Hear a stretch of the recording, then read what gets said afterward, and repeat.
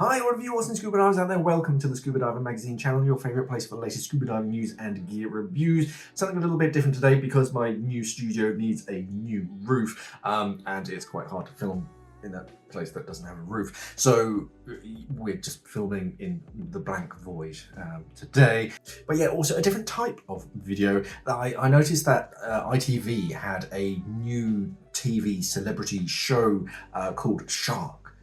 About celebrities. I'll read the brief. It says, a group of celebrities journey to the Bahamas, the shark capital of the world, in order to try and rehabilitate the shark's name. How? By swimming alongside them. Some of them are keener than others. But the video title on YouTube for this episode is like a bull shark in a china shop. So I'm a little bit worried that it's going to be a typical sensationalized, yes, actually, we're trying to rehabilitate the shark's name, but we're going to see a lot of like scary images of sharks thrashing around. But as a dive instructor, it intrigued me as well because it's going to be showing the learning progress of these like new students learning how to scuba dive. So they kind of piqued my interest. Yeah, let's take a look. Sharks. One of the most feared and persecuted animals on the planet. So we're not starting off too well. I've already had the word feared, and the music itself is very intense and scary, and a few jump cuts to some teeth. Mixed signals here, guys. If we're trying to change the way the world sees about sharks, less of this like scary, intense music, and less like thrashing around kind of shots. Let's keep it sort of just nice, easy pictures of sharks. And I'm gonna put the chair over there first. All right. It wasn't pretty, but I made it. It was good. That's quite nice to see. Hopefully we're going to see a bit of assisted scuba diving techniques for disabled divers, because disabled people can go scuba diving. A lot of them use it as a therapy for various conditions. So yeah, hopefully we're going to see a bit more like representation of disabled people going scuba diving, which might encourage some others. So that's quite nice to see. Nobody goes into the water to actively find sharks. That's not true whatsoever.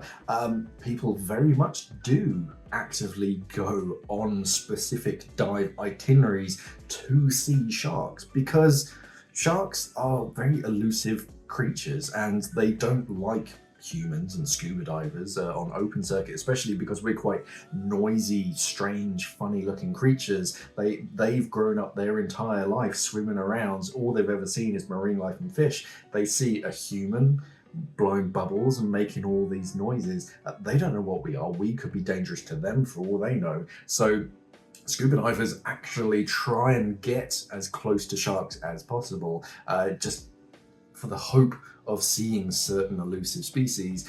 So yeah, that quote isn't correct at all. I have a fear of the sea. Probably been up to my knees in the last 20 years. I'm seeing a lot of red flags from Helen.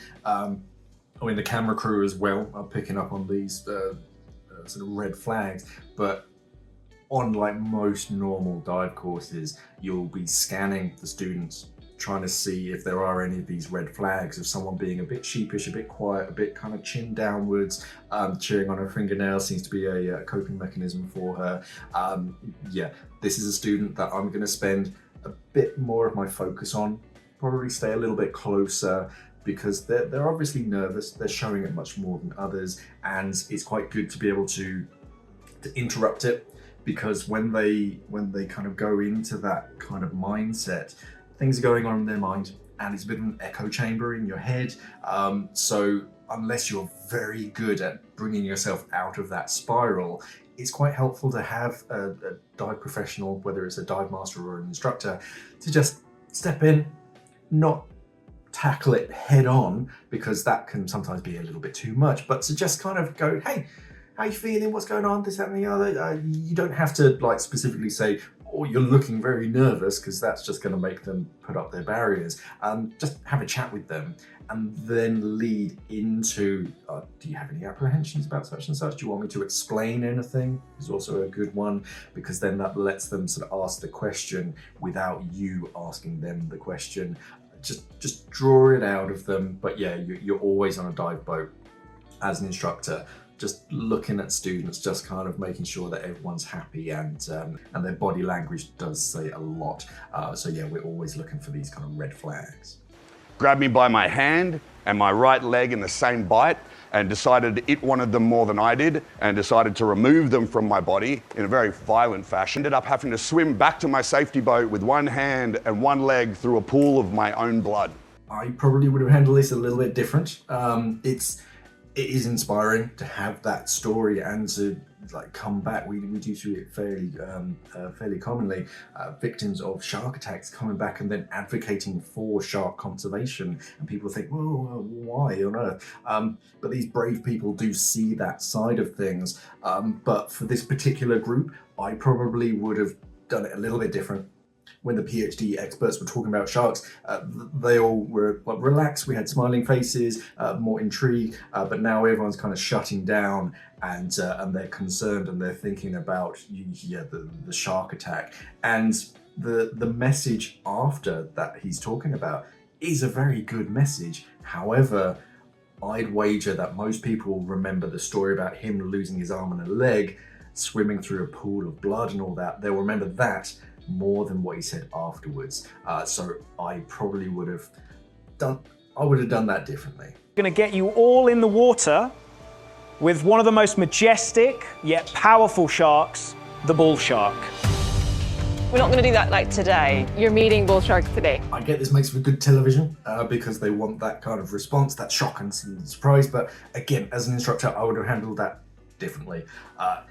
Build things up, build that foundation of trust for everything. These people haven't been scuba diving yet. They haven't been underwater yet. Now you're immediately going, well, hey, now today you are going to be facing bull sharks, which is the type of shark that just bit this guy's arm and leg off. So no, you just build up to it. Obviously mention it to them, but and they may have cut some things out for like the TV show to make it more exciting. However, I'd be breaking it down. We're going to go through the physics and physiology of everything. We're going to have a look at the dive equipment, how it works, what to do, what not to do. Then we're going to go into the swimming pool. We're going to teach you some skills and how to do this, that, and the other. And then at the end of it, when you're ready, instead of just like, oh yeah, you're going to be confronted with bull sharks, then we're going to head into open water and we're going to see some sharks today.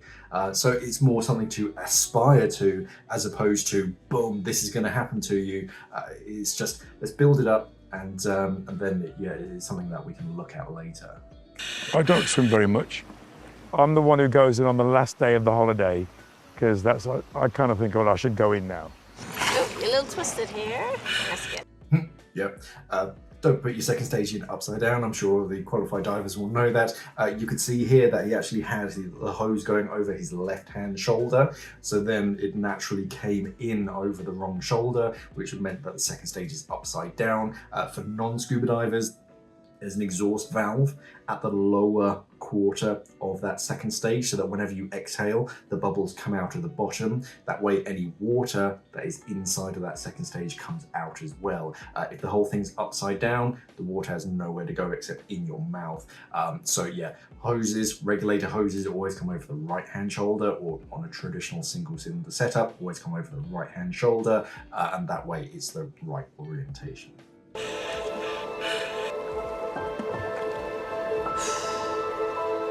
The issue is just getting my head underwater and staying underwater for long enough to see a single fish.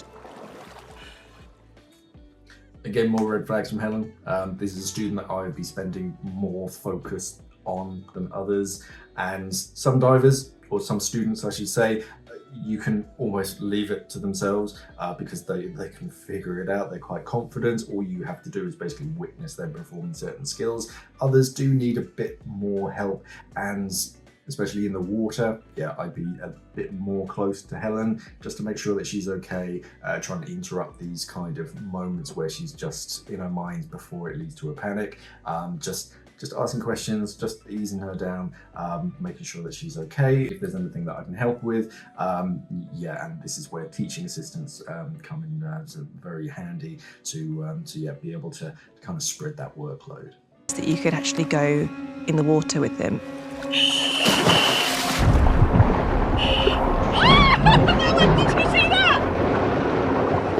It's quite nice to see excitement when they're actually underwater and being faced with the sharks. Their mind has come away from the equipment and breathing underwater. They're wearing different equipment. They're wearing full face masks. They look like OTS full face masks, so that we can have underwater communication, so we can hear what they're saying underwater.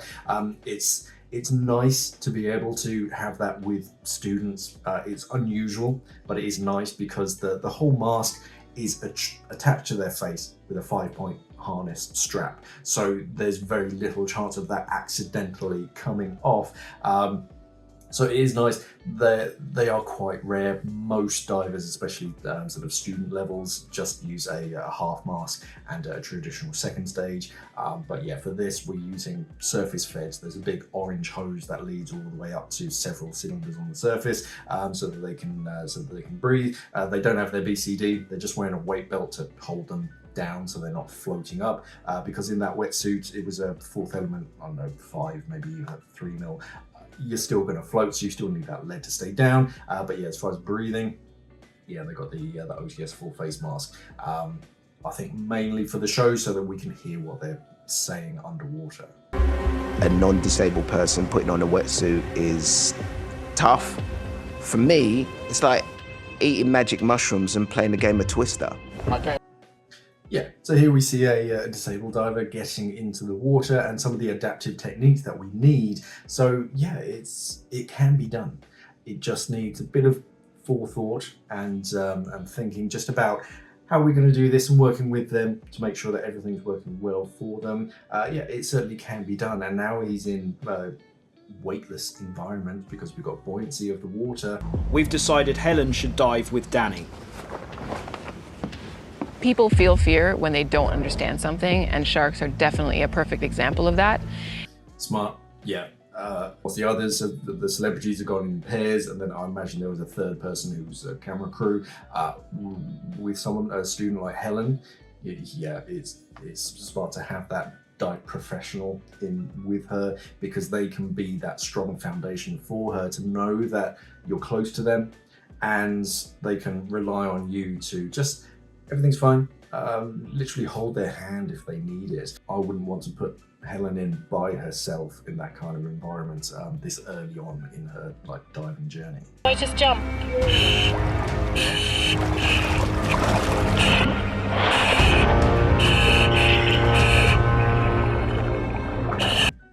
That's quite a familiar sight, seeing those arms just kind of reaching out for anything, and you can see the professional did the right thing. Grab their hand, give them a solid point of contact so they've got that anchor point, and then you can lead them where you need them to be.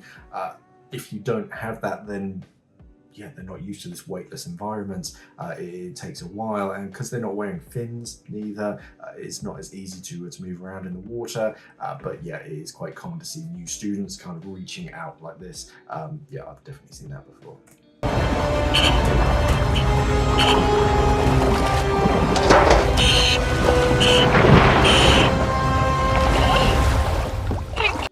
The choppy editing and the loud, scary music is coming back. Again, mixed signals from this TV show. We're either trying to shine sharks in a good light, or we're trying to make them out as scary creatures for that excitement value. Mixed signals, guys. The celebrity's journey to diving with sharks in open water is an encounter with a creature further down the food chain that inhabits a deserted island south of Bimini. This is the kind of music and pace that we want for this kind of show. We've got light music, it's more educational, we're looking over a map and the locations. Instead of the quick, sharp cuts and thrashing sharks and ominous music, something a bit lighter. That would have been better to see throughout the entire show. Surrounded by lemon sharks. You know, whenever you see sharks on the telly, they're always in the attack. They're the opposite of that. They're just really peaceful, you know? And there it is. He's hit the nail on the head. Whenever you see sharks in a lot of media, they're always on the attack. They're always out to get the protagonist of the movie. It just really isn't the case with sharks. They're pretty chill. And as long as you can kind of read their behavior a basic amount, they're not interested in us. And that really is the key. That was just a small lemon shark. But we're going to be dealing with much, much larger predators. And if you get bit by one of them, this is what can happen. And that was episode 1. Ups and downs, in my opinion. It kind of was what I was expecting. I was expecting a show to have these kind of fear triggers, lots of fast cuts and thrashings. They did have some good moments, which is nice to see towards the end. They were all quite happy and laughing about their experiences, and hopefully the rest of the shows, because I don't know how many episodes there are, but there are certainly more than one.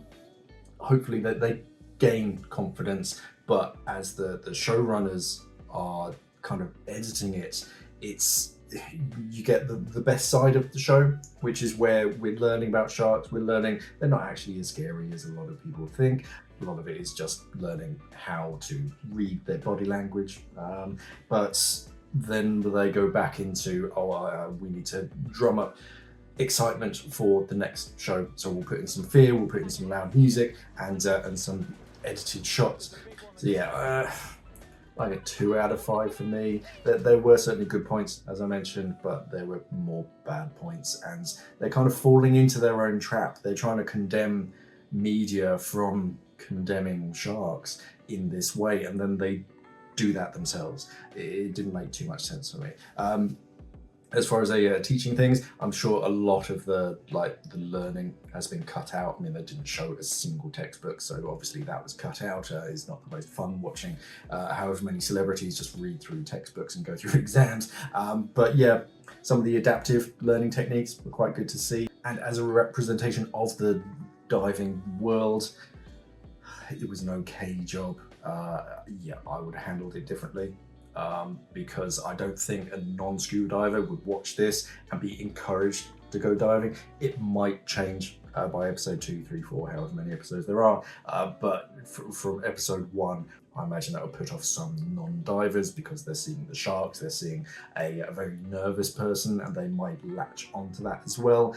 So yeah, I can't really recommend it that much myself.